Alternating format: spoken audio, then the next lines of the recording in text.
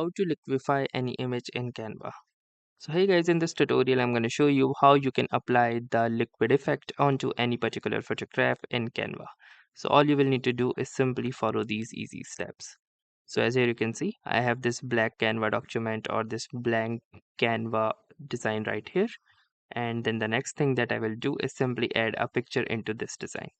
So in order to add any stock image, I'm gonna click onto this elements tab, and from here, since I have searched for cars, so I can click onto the photos option and add any image.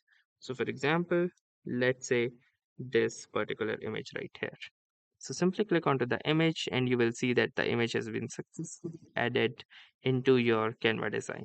So now, in order to apply the liquefy effect or the liquid effect into this photo, what you will need to do is that you click onto this photo first and this option list will appear at the top.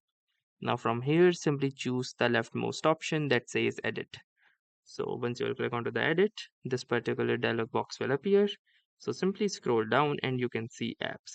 From here, click onto the see all button, and from here you can see a number of applications. And one such application is the liquefy. So simply click onto this liquefy option, and here you can see or learn more about the liquefy application. So you will need to click onto this open button and it will open the liquefy application, and from here you can choose to apply the liquefy effect, like the first one that is melt.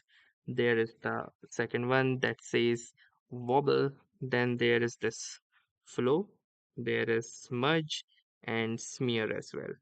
So for example, let me go with the smudge option, and from here you can choose the melt amount. So the more you melt it, the more liquefy it will look. And from here you can also choose the melt scale, like up to which scale the melting will be available. And from here you also have the wobble amount to control as well.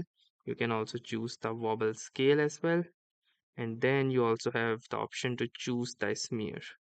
And then once you are done with all of these, simply click onto the save button, and here you can see that the liquefy effect or the liquid effect has been successfully added or applied into this particular photograph.